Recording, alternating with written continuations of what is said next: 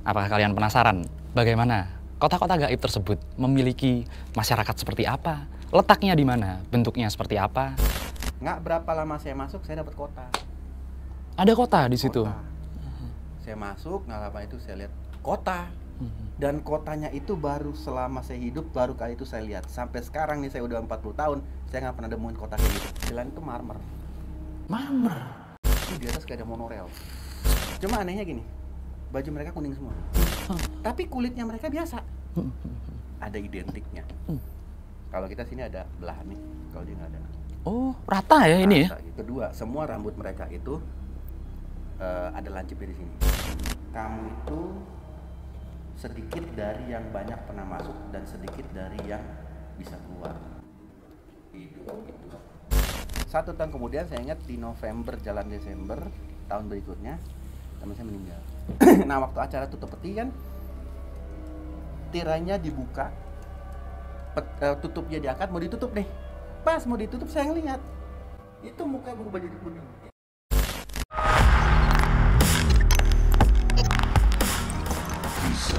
Dunia lain. Selamat datang kembali kawan-kawan dari dunia lain. Padang 12, Saranjana, Wentira.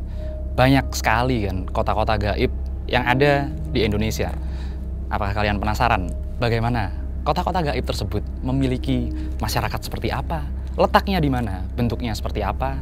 Kali ini kita udah kedatangan seorang narasumber yang pernah masuk ke dalam salah satu kota gaib. Seperti apa ceritanya? Kita langsung sambut bintang tamu kita kali ini. Ya. Halo Bang Roland. Baik. Apa kabarnya? Baik. Bang Roland, beliau ini adalah sebagai salah satu juga Indigo Retrocognition ya? Iya. Indigo Retrocognition. Banyak banget kan pengalaman-pengalamannya. Banyak. Nah, kapan itu Bang Roland awalnya masuk ke kota gaib itu? Sebetulnya 2 kali ya. 2 kali ya? Pertama di 2005 yang menyebabkan teman saya setahun kemudian meninggal. Yang kedua kali itu lebih lama, setengah jam lebih saya di situ di 2013. 2013? Iya.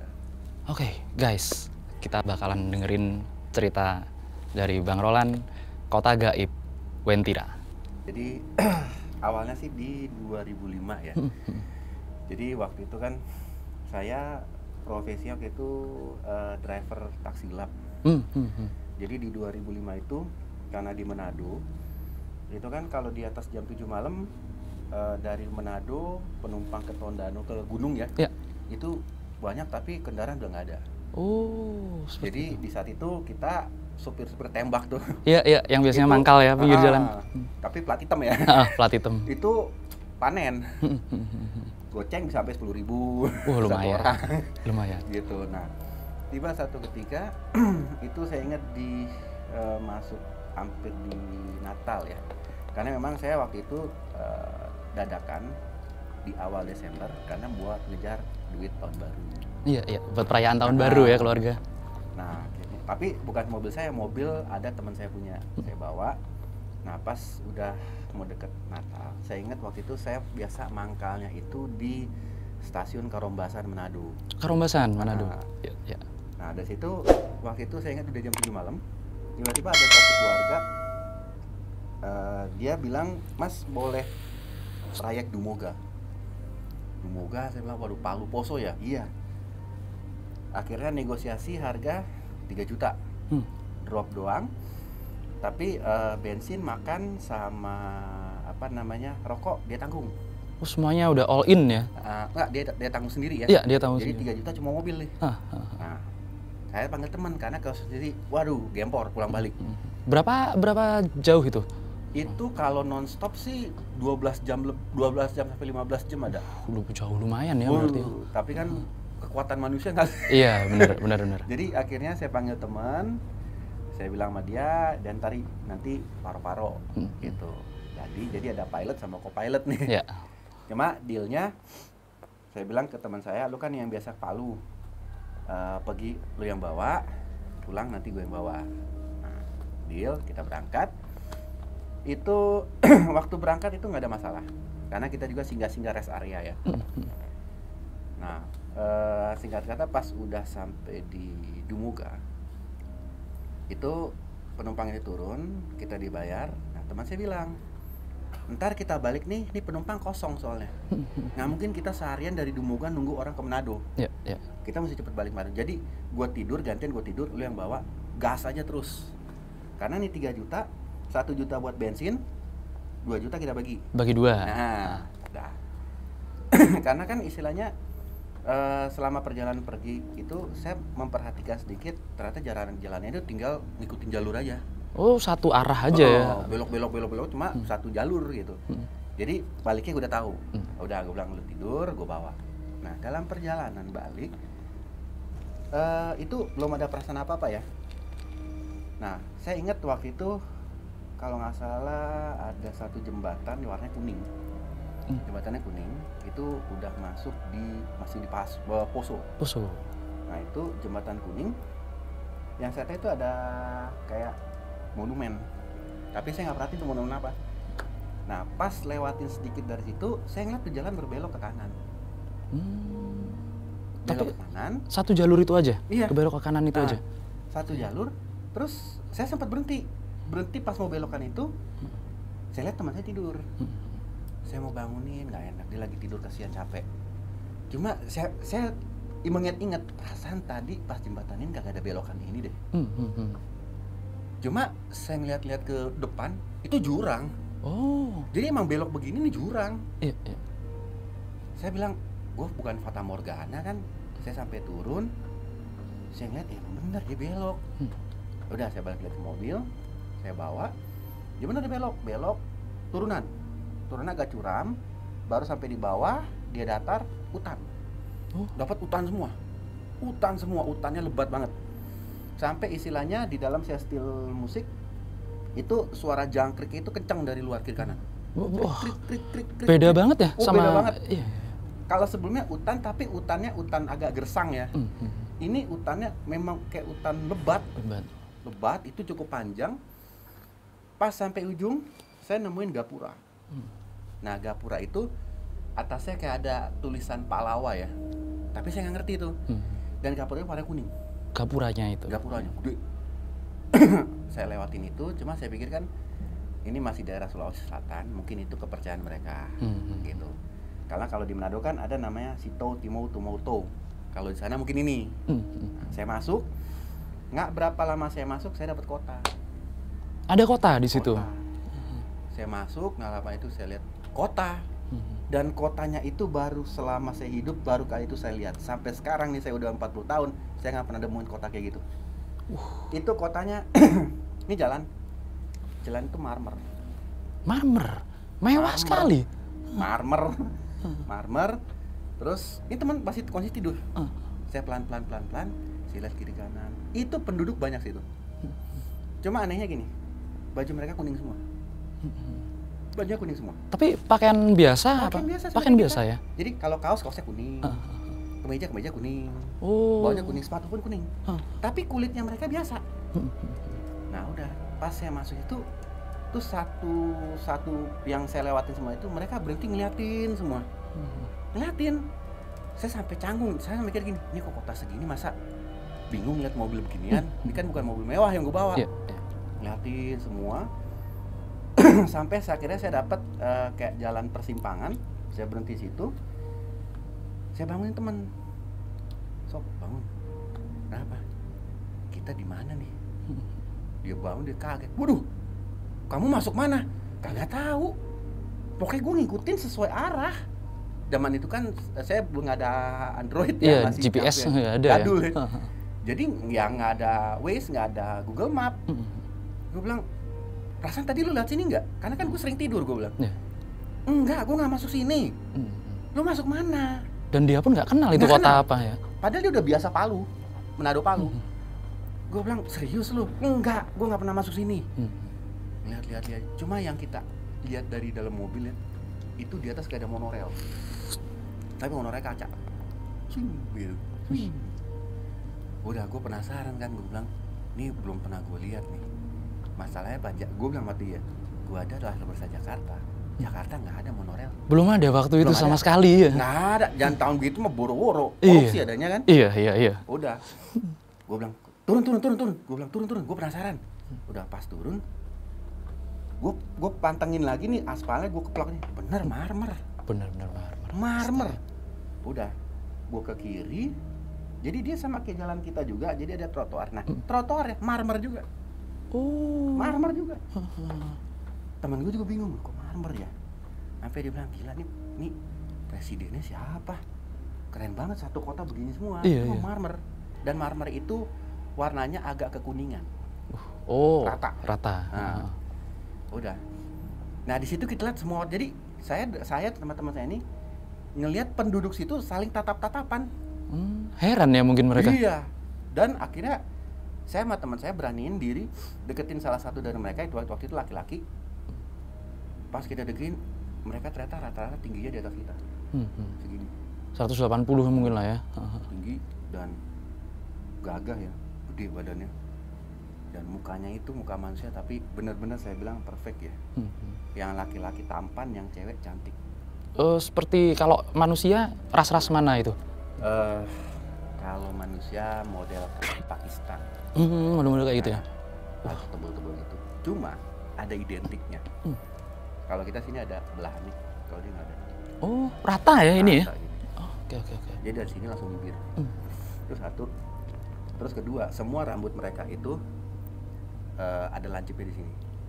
Oh, yang ngelancip di dahi itu ya? Itu semua. Tua, muda, anak-anak, semua laki-laki perempuan begitu semua. Dan kuping mereka itu dia agak besar di sini. Sini ya. Dan itu rata sama. Saya korek teman. Sob, lu mau nanya, serius, lu pernah lihat orang beginian nggak? Kagak. Tapi kita jujur ya, semenjak saat masuk sampai detik itu kita nggak ada perasaan takut tuh nggak ada. Kalau bisa digambarkan perasaannya nyaman. Malah ke situ malah nyaman ya. Nyaman, bener. Ini tengah hari bolong loh. Iya. Yang mana istilah kalau di luar ini matahari nyengat, tapi nggak panas. Oh, bisa Kayak gitu ya. kita tuh di atas kita ada AC. Dingin, Sejuk ya, sejuk tapi banget. nggak kedinginan. Terus udah teman saya nanya, bang maaf bang mau tanya. Nah, dia pertama diem. Teman saya bilang, arah Langowan mana ya? Nah, di situ saya dengan teman saya kaget cara mereka bicara itu seperti apa ya? Agak Melayu tapi kayak ada intonasi panjang. Jadi dia gini, Langowan yang mana? Begitu caranya. Iya, jadi cara kayak ada ngomong. lagunya. Mundur teman saya. Loh, Nggak ada ya? Orang situ yang dialeknya seperti itu, daerah situ nggak ada ya? Nggak ada. Teman saya korek. Kok gitu cara ngomongnya? Lu aja deh maju dah. Gue bilang kagak tahu gue. Terus temen gue bilang bisik gini, kayak lekong ya. No sinting lu. Udah tanya sama sebelahnya lagi. Sebelahnya waktu itu ada bapak-bapak, tapi sama rambutnya kayak gitu. Saya tanya, Pak, maaf Pak, mau tanya Langowan kemana ya? Dia cuma bilang, maaf, saya tidak tahu. Panjang sama. juga. Saya mundur, gue bilang sama. Teman saya bilang, apa semua begini ya? Dan itu kita diliatin sama mereka, diliatin semua. Udah, akhirnya saya bilang ke teman, udah deh nggak usah tanya-tanya deh. Udah kita jalan aja, kita lihat tuh, kita jadi pusat perhatian malah kan, udah kayak orang bego di sini. Terus mobil gimana? Udah tinggal di situ, gue bilang nggak bakal diambil kok. Karena gue bilang, lu tahu nggak? Ini mewah kayak gini, buru-buru ngambil mobil butut kayak gitu, dibiarin. Di situ jalannya aja marmer ya. Udah saya jalan nih, saya jalan. Terus saya ngeliat ke atas, saya keplok teman. Lihat itu gedung. Nah gedungnya mereka itu, kalau di kita itu kan kotak-kotak. Mereka itu sampai atas kerucut. Atas kerucut. Bentuknya kerucut kotak atau memang berkubah gitu? Kayak kubah. Kayak kubah ya. Kayak gedung. Nah atasnya kerucut. Kerucut limas ya. Semuanya? Semuanya. Oke. Saya keplak. Lu lihat ya gedungnya. Temen gue bilang, waduh gila keren banget ya. Terus atasnya apa nih? Emas. Di pucuk-pucuknya semua gedung? Astaga. Gue korek temen gue, lu belum pernah ke Jakarta kan? Gue lahir di Jakarta. Lu mau tahu Monas tuh kayak gitu, gue bilang. Cuma kalau Monas tuh berulir kayak apa? Itu nih rata nih. Ini lebih gede dari Monas. Serius lu? Emas. Apa tuh? Yuk nolong yuk. Gila lu, nolong dikebukin lu. Tapi emas. Kita sampai begini. Sayang waktu itu belum zamannya kamera ya. Sampai bingung gini. Temen gue bilang, ini yang bikin siapa ya? Kok mestinya mewah begini. Udah kita masuk lagi makin ke dalam, itu bangunannya udah agak berubah, gedungnya udah makin lebih besar, dan itu bangunannya itu udah kayak model ini kotak, kayak ada pipa begitu, bulat, pipa lagi bulat, baru kubah. Oh, nggak pernah ada ya itu ya? Makanya gue bilang, makin ke dalam bangunannya makin aneh. Saya bilang sama teman, lu lihat lagi gak kayak model begini? Nggak pernah. Gue bilang, gue seumur-umur ya yang gue tahu ini bangunan ini kagak ada. Saya udah mulai feeling di situ, udah mulai feeling. Kayaknya ini udah bukan di dunia nyata nih. Udah, gue bilang, sob, kita mau sampai dalam dah. Kita balik yuk. Yaudah, ayo. Cuma temen gue bilang ini, cuma kok gue nyaman nih di sini. Bisa nggak sih kita cari penginapan, maksudnya nginep sehari gitu? Udah pengen dia, udah mulai nyaman udah ya. Nyaman. Saya jujur, saya juga nyaman. Jadi antara perasaan sama nyaman itu tabrakan. Gue sampai bilang, iya juga ya, nggak apa-apa kali ya kalau semalam, karena gue penasaran kalau malam, kayak gini, siang gini aja, ini gedung indah banget. Kalau malam lebih cakep nih. Iya, bayangin sama lampu-lampunya segala macem ya. Yaudah, yuk, semalam aja, ya udah. Nah, sementara lagi kita cari hotel atau penginapan, itu lewat mereka punya lalu lintas, bukan mobil, tapi kereta kuda. Kereta kuda? Iya. Dengan kuda? Kuda. Jadi keretanya kalau kecil, kalau kita bilang mobil ya, itu keretanya baru kerasa saya lihat itu gede, tapi bukan kayu ya, kayak model-model keramik juga. Oh, seperti akrilik mungkin ya? Akrilik. Kilatnya. Iya. Cuma bannya itu ban biasa. Ban seperti di dunia kita ya. Tapi keretanya itu ya bener akrilik dan kuning juga. Nah, kudanya kuda putih. Nah, yang saya aneh, kalau kuda yang biasanya, kalau di daerah saya bilangnya bendi, kalau sini bilang daok-dokar, Jogja bilang andong. Itu kuda biasa kalau kita lihat kan dia ada penutup depan nih. Iya, buat kacamatanya itu ya. Ini nggak ada. Polos, jadi cuma tali kekang gitu, dan talinya itu itu kuning, dan gue rasa itu emas. Tali kekang kudanya. Kusirnya pun duduknya, tempat duduk kusirnya itu kayak singgasana gitu. Bukan panjang, cuma satu gitu kayak singgasana. Dan gagah orangnya. Pakai kaos tangan, sarung tangan gitu. Gagah.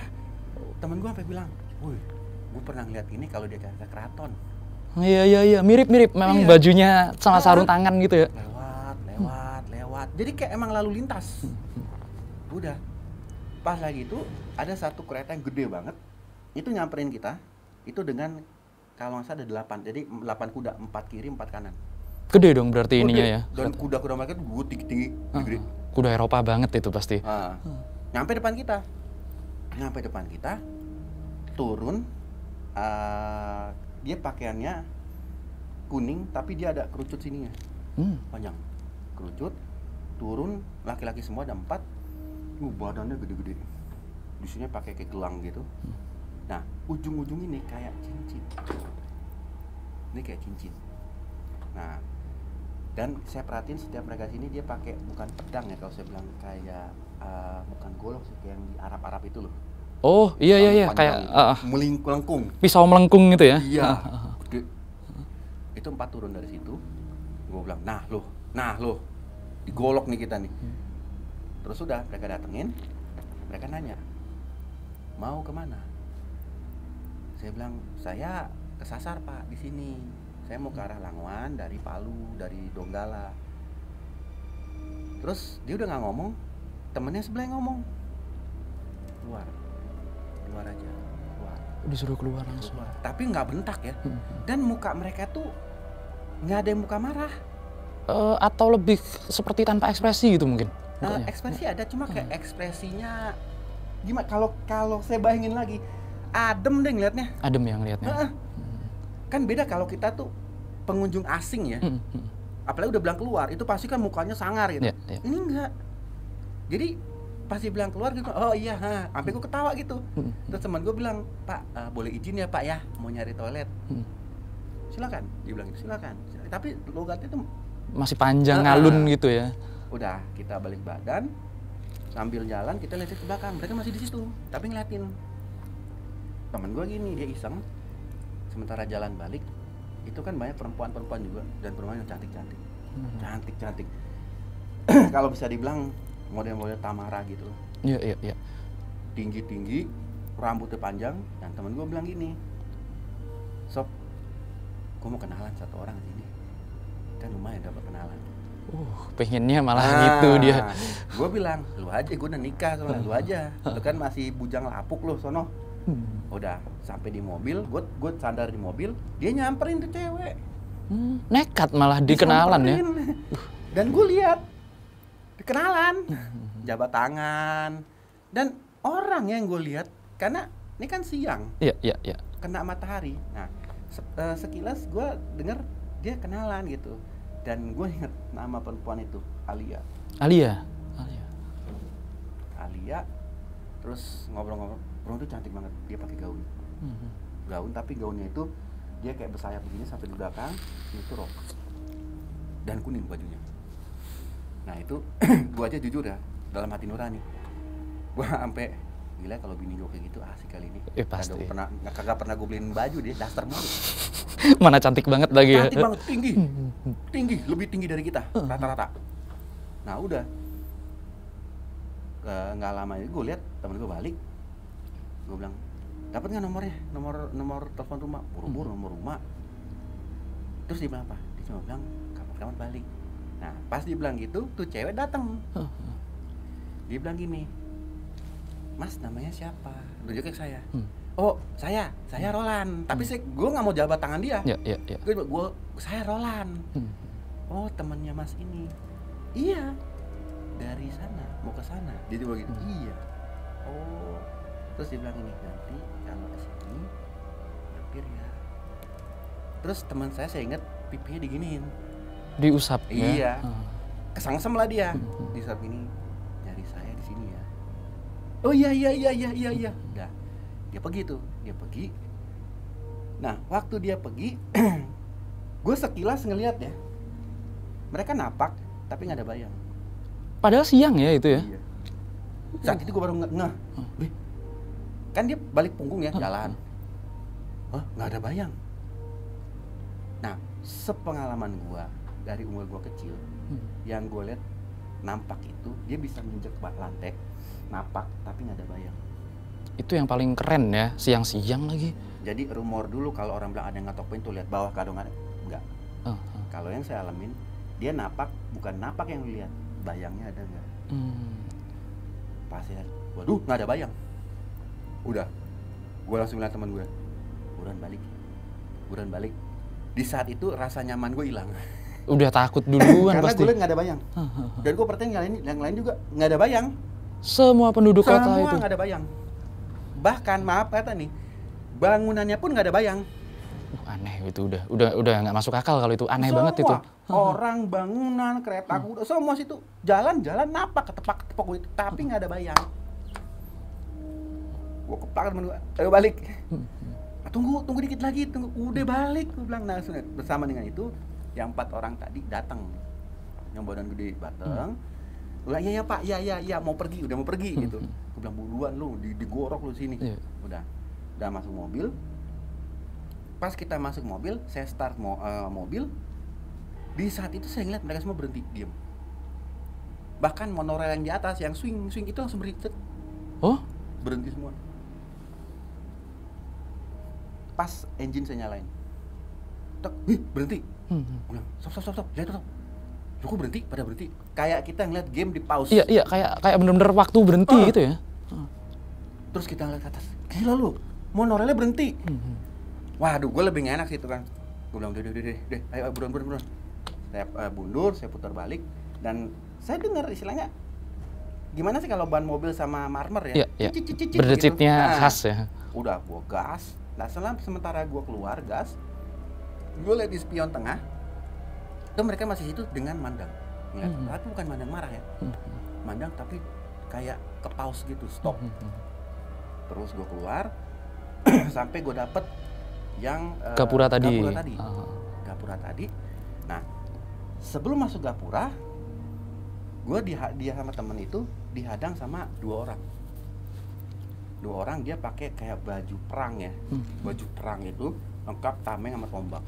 tapi kuning semua. Oke. Kuning semua, kuningnya itu kayak kuning jeruk. Dihadang itu, gue klakson dong, tin tin tin. Nah pas gue klakson gitu, gue ngeliat itu dua itu kayak tirai geser. Oh, geser ya, bukan jalan ya? Bukan jalan. Wah temen gue kaget. Wih, keren gue. Bisa geser. Dalam hati gue, sial lu bukan yang ngeri malah keren lu. Iya. Wah udah deh, duluan, gue keluar, gue udah nggak lihat kiri kanan lagi tuh. Pokoknya yang gue tahu gue udah lewatin orang-orang ini. Keluar. Pas udah kira-kira berapa meter keluar, gue berhentiin mobil. Gue kayak perasaan gak enak. Gue lihat belakang, itu kota nggak ada. Hilang. Gapura yang tadi ada, ternyata itu semak belukar yang saling delungkup begini. Oh, berarti jalannya nggak ada dong itu? Udah nggak ada. Kaget gue bilang temen, lu lihat belakang. Wih, mana kotanya? Gue bilang kagak tahu. Belakang kita tuh pas tebing ke atas ya, pohon-pohon semua. Gue bilang, waduh, apaan nih? Udah langsung gas lagi. Nah, pas saya maju mobil, padahal waktu mau berhenti, itu saya lihat tuh jalan kan. Jalan saya berhenti, lihat belakang nggak ada. Nah, pas saya ngadep depan lagi, saya masih lihat jalan nih. Pas saya jalanin mobil, bunyi, tuak. Mobilnya kayak kesinggah gitu. Tuk, pas tuk begitu, kayak orang kebuka mata gitu. Waduh, jurang. Jurang. Udah beda banget ya dari yang sebelumnya. Beda banget. Langsung saya sama temen itu buka kaca, ngelihat. Jadi ini jurang, ini mobil. Separuh sudah. Iya. Jadi dua ban depan itu udah di jurang, dua ban belakang masih di daratan. Nah kita di sini posisinya. Jadi pas ngeliat, wuh jurang, pohon-pohon pinus, goyang-goyang lagi ya. Waduh, teriak-teriak langsung, tolong. Nggak lama orang-orang datang, ditarik tuh mobil. Tarik mobil, pas udah ditarik, saya turun. Belum lama saya turun, saya ngeliat ke belakang, monumen. Monumen kuning yang belok tadi, Iya. jembatan tadi. Jembatan kuning dan monumennya saya lihat. Dan di monumen itu ada tulisan Ngapak Wentira. Itu salah satu monumen yang cukup terkenal itu ya, jembatan. Terus ada monumen kecil itu ya. Tapi itu jaraknya berapa jauh dari Bang Roland masuk jurang itu? Jadi kalau saya bilang saya kayak nyebrang jalan. Jadi ini jembatan, ini monumen, ini jurang kan. Saya tuh dari sini. Kayak motong. Untung saya pelan. Kalau saya ngebut, Masuk. Iya. Untungnya. Masuk gitu. Terus Jadi kayaknya seberang itu tuh kotanya. Yang memang tebing dan nggak ada apa-apa itu. Itu. Udah, saya diem, saya bilang teman, lihat bacaan. Wah, apa Wentira? Kagak ngerti gue juga nggak ngerti. Udah, karena masyarakat situ yang udah nolongin mobil tadi, mereka nanya, Mas dari mana? Saya cerita singkat. Saya nemuin kota Mas, masuk. Waduh, langsung heboh. Bawa. Waktu itu saya dipertemukan sama sesepuh situ ya. Sesepuh situ udah diketemuin, dia suruh cerita. Pas saya cerita, dia langsung bilang, kamu itu sedikit dari yang banyak pernah masuk dan sedikit dari yang bisa keluar hidup itu. Sesepuh loh itu yang bilang gitu. Dan kota itu namanya Wentira. Kaget saya di situ. Terus saya tanya, Pak, berarti itu kota? Ya itu kota. Itu kota yang terselubung. Nggak semua orang bisa masuk. Kalau bukan yang memang terpilih ya. Terpilih buat bisa ke situ ya memang. Udah. Terus si bapak itu bilang ini mobilnya. Mobil rental apa enggak? Bos saya punya, saya makin narik. Kalau bisa nih mobil buang aja. Kenapa gitu? Nggak tahu, dia cuma bilang, ini buang aja, entah dijual atau tapi jangan kendarin lagi. Oke. Mobil ini. Kamu dengan mobilnya, kalau dia sama orang lain mungkin nggak apa-apa. Kamunya sama mobilnya nggak usah lagi. Kaget saya, waduh, oke deh.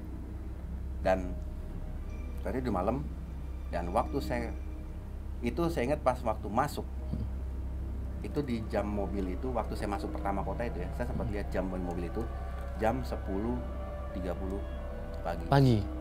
Karena kan saya sampai itu di Dumoga itu jam 8.15. Jadi perjalanan lagi itu udah menghabisi 2 jam ya. Iya. Nah, pas saya hampir kecebur di jurang itu jam 7.30 malam. Panjang banget waktunya. Padahal di sana pun siang ya sebenarnya. Iya. Dan kalau apa namanya, Mas Ron di sana ngerasain itu kayak berapa jam di dunia kita? Kayak setengah jam. Cepet banget ya. Kayak setengah jam. Jadi akhirnya digiring lagi ke rumah sesepuh situ. Pokoknya kita keluar dari rumah sesepuh itu juga balik lagi itu udah kira-kira jam hampir setengah 11 malam juga. Jadi singkat kata kita sampai lagi di Manado itu jam 6 pagi. Jam 6 pagi teman saya langsung pulang. Saya langsung ke rumah teman saya yang jadi bos saya itu. Saya balikin mobil. Tapi saya nggak cerita. Saya bilang ke dia, gue nggak bawa lagi mobil ini. Kenapa? Gue rasa remnya yang enak. Udah. Sekilas teman saya ngeliat. Tunggu lu, ini. Kenapa? Ini lumpur apa tanah? Gue bilang, yang mana? Pas dia tunjuk itu ban. Kayak ada melekat semacam tanah, warna kuning. Warnanya kuning? Bawa di velg gitu. Iya. Saya kaget. Wah, nggak tahu. Gue langsung, gue pas lihat itu nginget, men. Cuma gue nggak mau kasih tau ke dia. Karena pasti dia nggak percaya. Pasti. Nah, gue bilang, nggak tahu gue. Korek ini sama dia. Tanah apa lumpur ya? Dicium ini nggak ada bau sih. Kenapa? Dia pikir, jangan lu nginjek kotoran. Iya. Gue bilang, enggak ah. Dicium ini, nggak bau kan? Gue juga cuma gini, nggak bau. Yaudah terus lu, yaudah gue nggak mau pakai mobil itu. Kalau lu maksain gue nggak mau narik. Ntar gue cari juragan lain dah. Cari mobil lain lah buat ini. Yaudah lu pakai mobil lain dah. Nah udah, semenjak saat itu yang saya dengar mobil itu dipakai sama orang lain 3 kali celaka. Bahkan satu driver yang bawa mobil itu setelah saya waktu di rumah sakit saya samperin. Dia cerita, gue lagi tidur di pangkalan, gue udah rem tangan nih, mobilnya jalan sendiri. Udah dianrem. Udah rem tangan nih. Secara udah rem tangan, nggak bakal jalan. Nggak bakal jalan. Dan jalanannya juga nggak datar. Dia jalan sendiri. Jalan, gue udah nggak bisa kendaliin, makin kenceng nabrak portal. Sampai rumah sakit ya akhirnya? Iya, karena ini kejedot. Luka sini dia. Duarin. Jadi kalau yang 2, gue nggak sempat ketemu karena mereka udah langsung pulang rumah sakit kan. Yang 2 kali kejadian. Nah yang terakhir ini saya sempat ketemuin supirnya. Di saat denger itu, gue nggak mau ngomong lagi. Gue bilang, mau bilang itu? Iya, orang baru diberesin kemarin masih bos. Iya. Emang saya dengar 2 kali celaka diberesin 2. Terus yang 3, berarti gue bilang wasial 3 kali dia nih, 3 kali perbaikan. Tapi gue cuma bilang ya udah tambahin aja ya. Kalau bisa lu cari mobil lain. Cari mobil. Untung Mas Ron nggak bawa lagi mobil itu. Nggak mau. Terus dia bilang, tapi kan nggak ada mobil. Udah ntar gini deh, lu jadi kenaik gue dah. Lu jadi co-pilot gue dah. Udah boleh. Deh, bilang masih bos jual. Gitu. Kalau dimaksain nggak usah narik. Mendingan. Nah, ya. Udah.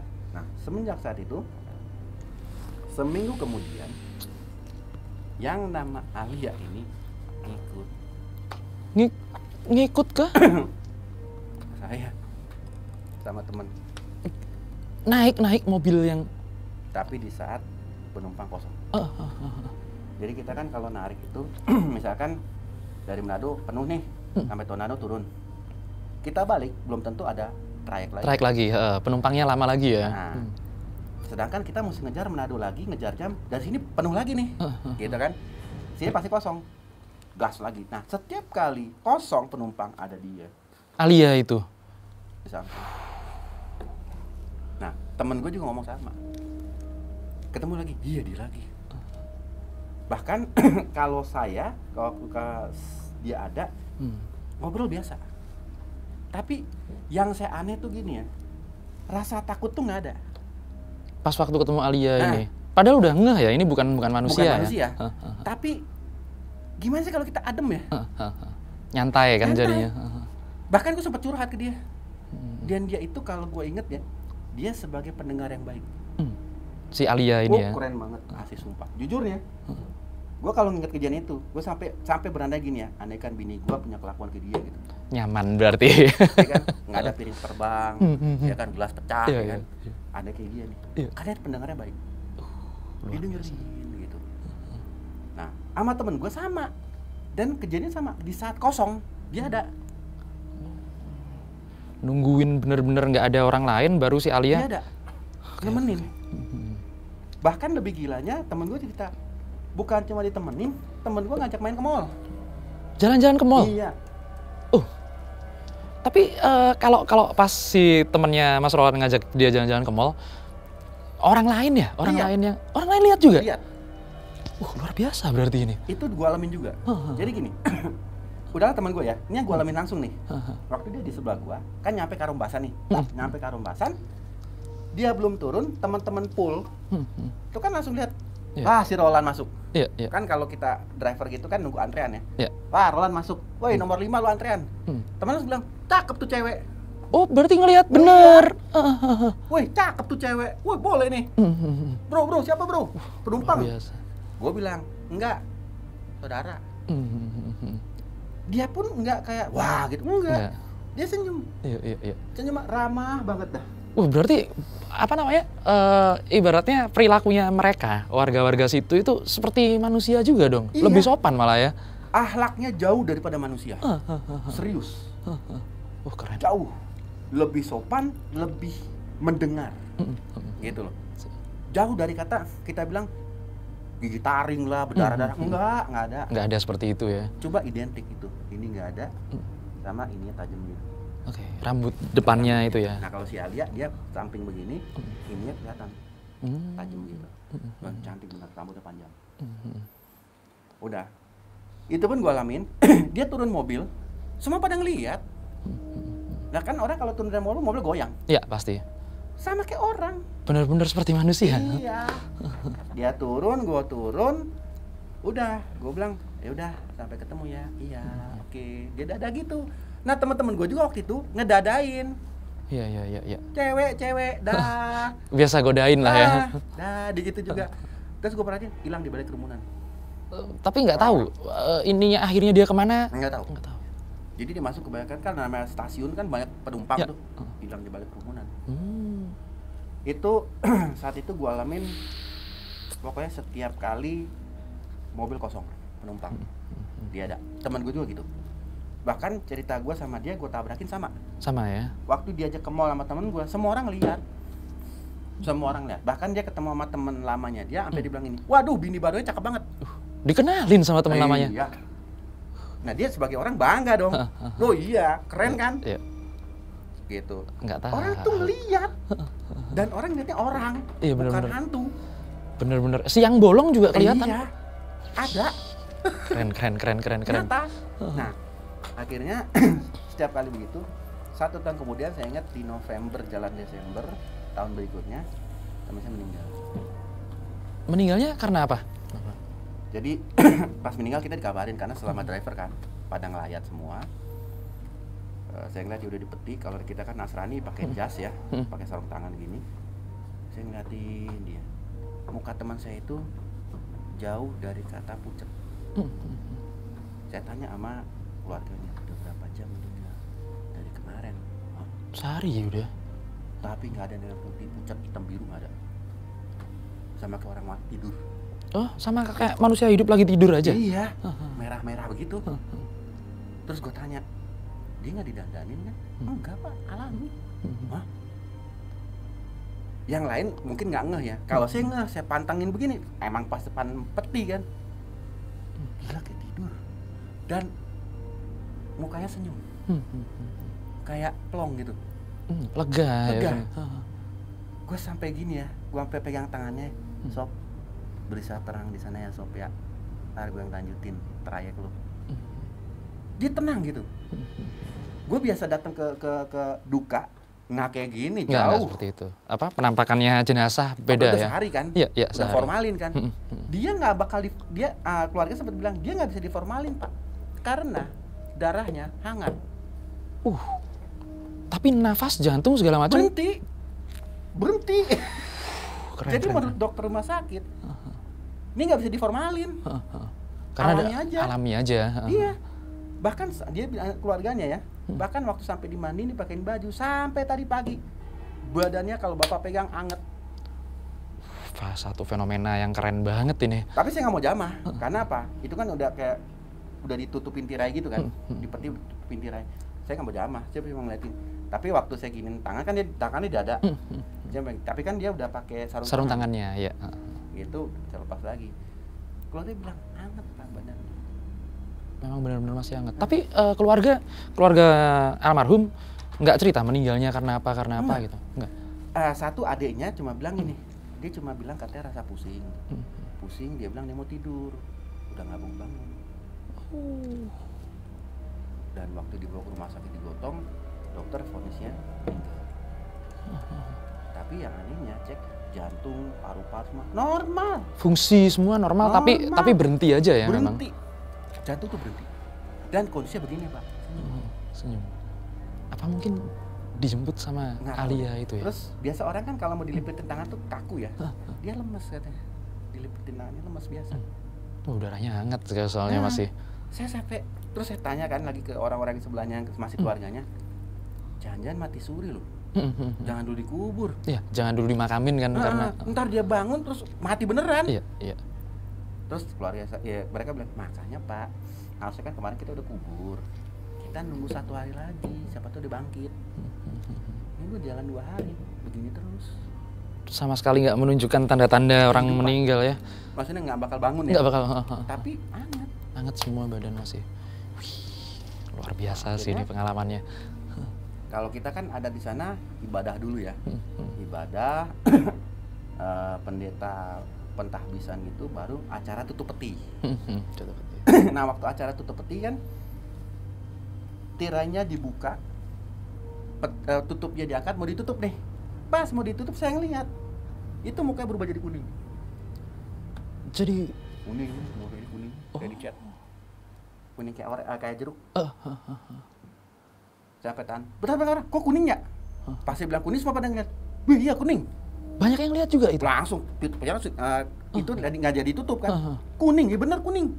Kuning semua, bibirnya kuning semua, kuning. Nah, gua rasa sampai dalamnya kuning, masih tangannya juga kuning karena kan udah ikut tutup kan gini. Udah. Di saat saya lihat kuning, saya keinget Wentira. Orang manusia penampakan wujud manusia mana lagi yang warnanya seperti itu? Kalau bukan waduh. Saya langsung cari jalan biar orang tuh nggak heboh ya. Saya langsung bilang, "Wah, empedunya pecah.